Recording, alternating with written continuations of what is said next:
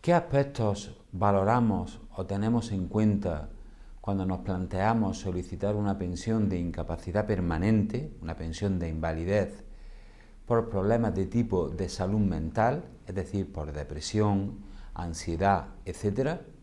Seguidamente en este vídeo lo vamos a analizar.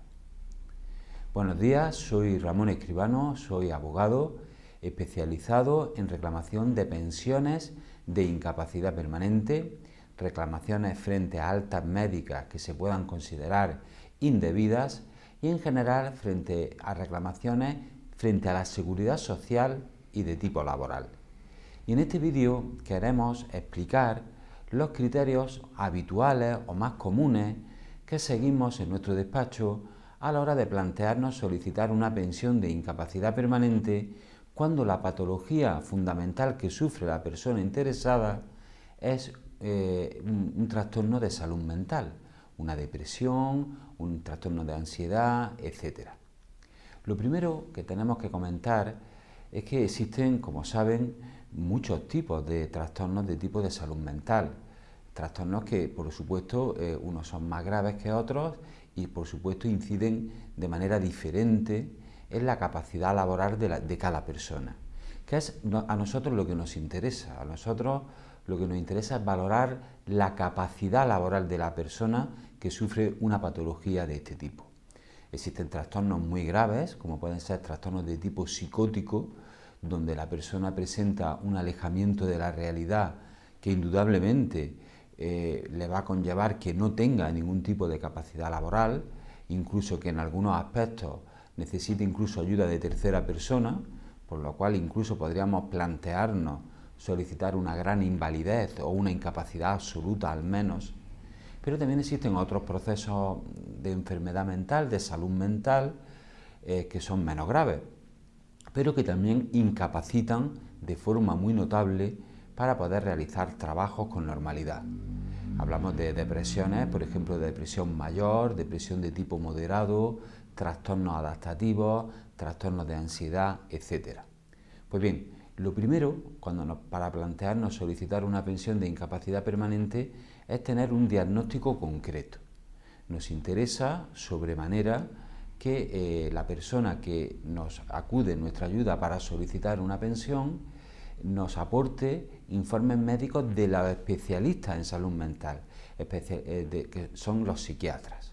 Indudablemente también son muy importantes o interesantes cualquier otro informe, como por ejemplo de servicios de psicólogos que también puedan orientarnos o ayudarnos a comprender las limitaciones que puede generar en cada persona el trastorno de salud mental que pueda sufrir, la depresión, la ansiedad, etcétera.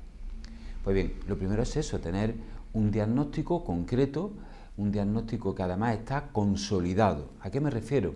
Tiene que existir un diagnóstico que dice que esa enfermedad, que esa patología que sufre esta persona y esas limitaciones que le provoca son limitaciones que son crónicas y definitivas.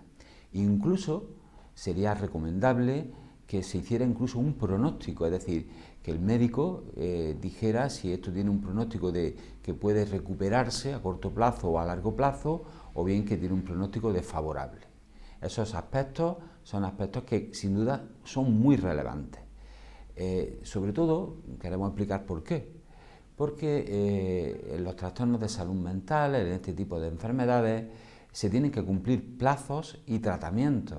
No se puede llegar a un diagnóstico concreto si no se ha cumplido un número de tiempo suficiente padeciendo esa sintomatología y además el especialista no nos concreta el pronóstico o la cronicidad de esos síntomas y de esa enfermedad. Por lo tanto, ese es el primer aspecto. Tener informes médicos que nos concreten la patología, que son crónicas y cuál es su pronóstico de evolución. Lógicamente, el segundo aspecto que nosotros consideramos y entendemos que es vital para cualquier tipo de reclamación de incapacidad permanente es analizar las limitaciones que provoca en la persona esa patología en concreto, ese trastorno de depresión mayor, ese trastorno de ansiedad, el que sea. Pues bien, esto lógicamente tiene que venir identificado y explicado por el propio psiquiatra, por el propio especialista de salud mental que elabora tanto el diagnóstico como el tratamiento que tiene que seguir la persona. ¿Qué aspectos en concreto nos interesa destacar dentro de esas limitaciones que pueden venir en estos informes? Pues nos interesa prácticamente todo, pero específicamente en cuanto a la capacidad laboral de una persona, que es lo que se valora a la hora de solicitar una pensión de incapacidad permanente o de invalidez, son aspectos tales como, por ejemplo, si afecta o no al área cognitiva de la persona que sufre la patología. ¿A qué me refiero con ello? Me estoy refiriendo a si influye, por ejemplo, en su capacidad de concentración, en su capacidad de memoria a largo o a corto plazo, si puede mantener actitudes de relación o no con terceras personas.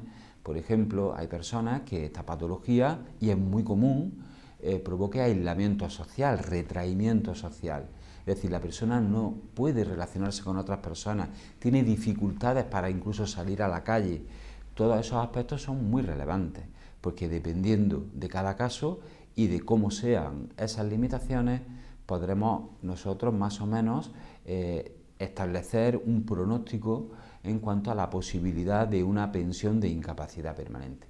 Por lo tanto, nos interesa si afecta o no a aspectos de tipo cognitivo, como capacidad de memoria, como hemos dicho anteriormente, capacidad de concentración, de atención, etcétera. Hay otros muchos aspectos que también nos interesan, como por ejemplo qué tipo de medicación es la que tiene que recibir la persona que sufre este tipo de trastorno, algún tipo de este tipo de trastorno. Pues hay medicación que claramente es incompatible con realizar alguna actividad laboral por los efectos sedativos o de otro tipo que puede conllevar. Por lo tanto, resumiendo, tenemos que hablar de que tiene que ser una patología crónica y definitiva con mal pronóstico de evolución, o al menos de momento no se prevé una mejoría a corto plazo. Tiene que provocar limitaciones que tienen que estar detalladas. Cada caso, como no puede ser de otra manera, pues tendrá unas limitaciones dependiendo de cada persona y de la patología que tenga y cómo asimila cada persona su enfermedad. Pues bien, esos aspectos son los que nosotros valoramos a la hora de determinar una posible pensión. ¿Qué pensión podríamos reclamar? Pues ya depende de las limitaciones que se acrediten en cada caso. Por ejemplo, como hemos dicho al principio del vídeo, si la persona lo que tiene es un trastorno psicótico que le supone un alejamiento de la realidad importante, eso es una enfermedad mental grave y evidentemente sería incompatible con cualquier tipo de trabajo. Y si incluso necesitara ayuda para algunas de las actividades de la vida diaria, ayuda de otra persona, podríamos reclamar una gran invalidez.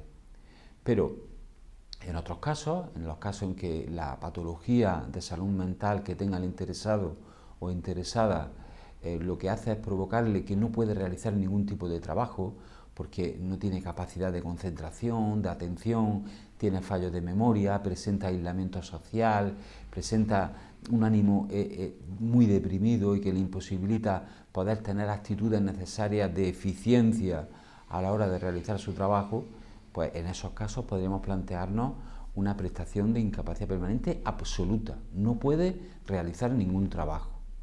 Existen otro tipo de prestación, como saben, que es la incapacidad permanente total, que está vinculada al trabajo habitual. Por lo tanto, si las limitaciones que sufre la persona no le permiten realizar su trabajo habitual, aunque pudiera realizar otro, en ese caso lo procedente sería reclamar una incapacidad permanente total para su trabajo habitual. Pues bien, dependiendo de cada caso, hay que estudiar el caso de forma individualizada y a la luz de los informes que se nos aporten de cada caso en concreto, podremos determinar si es posible reclamar una pensión de incapacidad y, si lo fuera, qué tipo de pensión. Gran invalidez, absoluta, total para el trabajo habitual, incluso a lo mejor una parcial. Por ello, entendemos que, como decimos siempre, hay que analizar cada caso de forma individualizada. Terminamos el vídeo explicando lo que siempre decimos, es decir, este estudio pormenorizado de su caso en particular en nuestro despacho es gratuito, por correo electrónico. Nosotros valoramos su caso haciéndolo a través del correo electrónico. Si quiere acceder a esta valoración gratuita, pues puede enviarnos un correo electrónico contándonos su caso y nosotros lo valoraremos. Si tiene cualquier duda de cómo obtener este informe, insisto, a través del correo electrónico, pues puede llamarnos al teléfono que aparece en este vídeo y se lo explicamos totalmente gratis. Sin más, espero que el vídeo le haya gustado y hasta el siguiente vídeo.